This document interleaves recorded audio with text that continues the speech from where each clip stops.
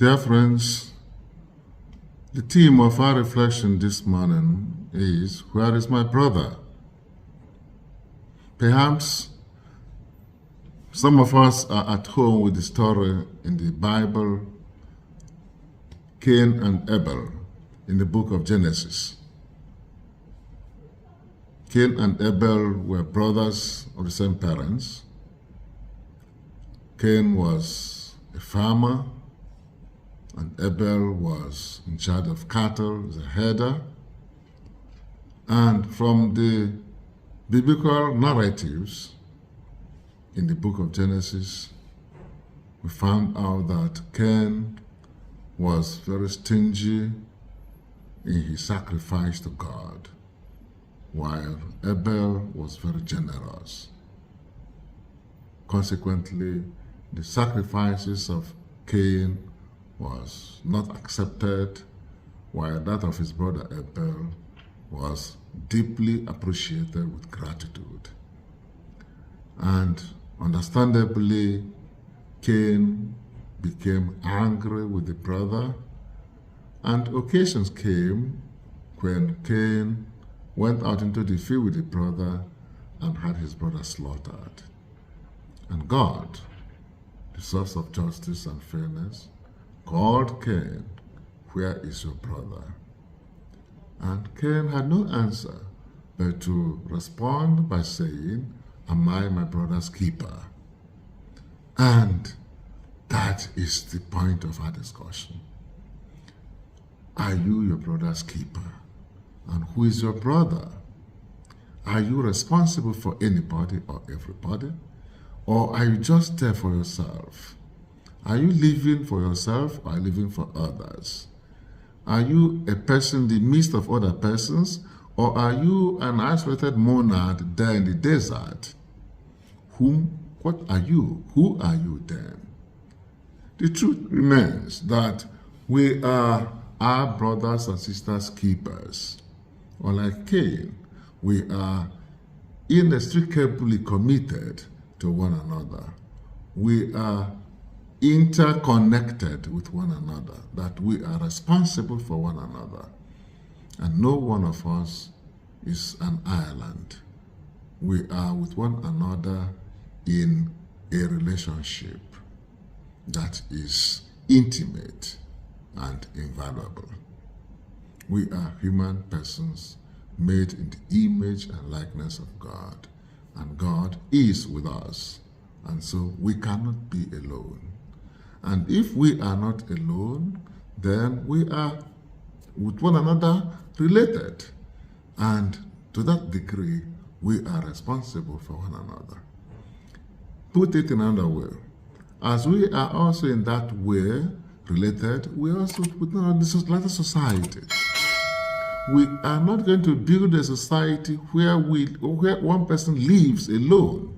We are building a society for the members of the society, where each member is not alone, but is related with the other. And together they form the society. And together they contribute to the building of the society, because the society belongs to all of them, and each member of the society is responsible for one another.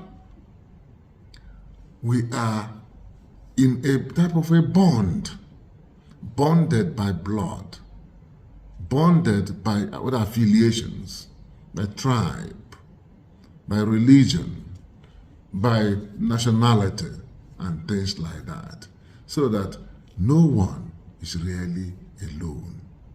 Look at the family setup, for example, the father, the mother, the kids. How could somebody be alone? Look at the larger society, look at a tribe, look at a village, look at a community, look at a country, look at a church. We're all bound together to one another, so that we have no reason to say, "I don't care about what you do," because what you do has its impact on the life of others. Look, if we, for example, look at how intricate that is, we're able to realize that our life depends on the life of others. If, for example, we're in a particular city, and that city is well kept, it's clean, the cleanliness of the city affects the life of all of us. If we also find ourselves in a very toxic environment because somebody has not done his or her work well, that lapses has its consequences on all of us. That inability or the lack of commitment on the part of a member, that refusal, that failure to do one's work, the consequence of that, everyone has a share in society. And so it is important, dear brothers and sisters, to know that we are responsible for one another, my brother and my sister. It's not necessarily those who are coming from the same with me. It's not just only those who are from my family. Because the world is lighter than my family. The society lighter than my family. So, and God has deliberately decided to put us all together in a community of friends, community of brothers and sisters, community of one another, community of care and concern, community of love for one another, so that our responsibility is to ensure that the life of the other is possible, is enhanced, and is also encouraged, that no one among us in our community lives for himself or her for herself, that we have a responsibility for the life of others, and we share what we have, the good news of life, that we encourage one another, even in the moments of difficulties, we stand by one another. That is the social network. That is the social capital we have to share with one another. The presence, especially the presence of one another in moments of difficulty. It gives energy. It gives support.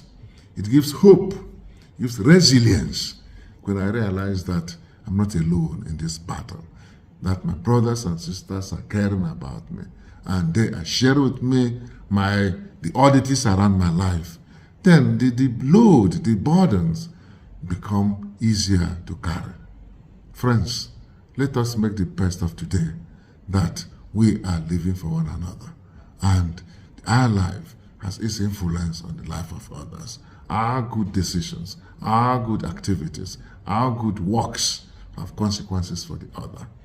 Make what we do today bring others joy, peace, fulfillment, and especially hope to live further in these hours of darkness in our country. Let us not resign to fate and fatalism. Let us not say, I can do nothing about the situation. Let us not say, the little I can do, how can it change the world?